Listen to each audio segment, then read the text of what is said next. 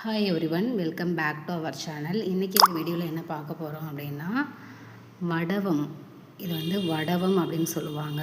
கிராமங்கள்லாம் இது எல்லார் வீட்லேயுமே செஞ்சு வச்சுருப்பாங்க. இது எப்படி செய்வாங்க அப்படின்னா, கடுகு, சின்ன வெங்காயம் இருக்கு இல்லைங்களா, அது, விளக்கெண்ணெய், மஞ்சத்தூள் இதெல்லாம் போட்டு நல்லா மிக்ஸ் பண்ணி 1 நாள் 2 நாள் அந்த மாதிரி ஒரு பாத்திரத்தில் போட்டு ஊற வச்சுருப்பாங்க.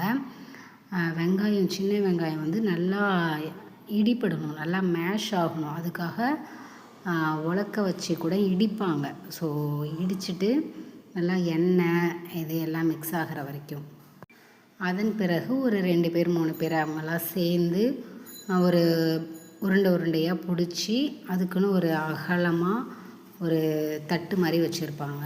அதில் உருண்டையை பிடிச்சி வச்சு வெயிலில் காய வைப்பாங்க. ஒரு 4 நாள் 3 நாள் அந்த மாதிரி காஞ்ச பிறகு இதை நம்ம எடுத்து ஒரு கண்டெய்னரில் போட்டு வச்சுக்கிட்டோம் அப்படின்னா, சாம்பார், கீரை வகைகள்லாம் நம்ம தாளிக்கிறோம் இல்லைங்களா, வெங்காயம் தக்காளி இதெல்லாம் வணக்கிறதுக்கு முன்னாடியே எண்ணெயில் போட்டு அதுக்கப்புறம் என்னென்ன காய்கறியெல்லாம் போட்டு வதக்கணுமோ அதெல்லாம் வதக்கி அப்படியும் சாம்பார் கொட்டி போடுவாங்க. அப்படி இல்லைன்னா கீரை வகைகளில் தாளித்து கொட்டுவாங்க. ஸோ இது நம்ம ஆட் பண்ணோம்னா ரொம்ப டேஸ்ட் கொடுக்கும். இதுதான் வடவம். கிராமங்களில் எல்லார் வீடுகள்லேயுமே இருக்கும். இந்த வடவம் உங்கள் வீட்டில் பயன்படுத்தியிருக்கீங்களா? பயன்படுத்துறதை பார்த்துருக்கீங்களா? இல்லை இப்போது உங்கள் வீடுங்களில் செய்கிறாங்களா? இல்லை இப்போ தான் இப்படி ஒரு விஷயத்தையே கேள்விப்படுறீங்களான்னு கமெண்ட்டில் சொல்லுங்கள். தேங்க்ஸ் ஃபார் வாட்சிங். Thank you all.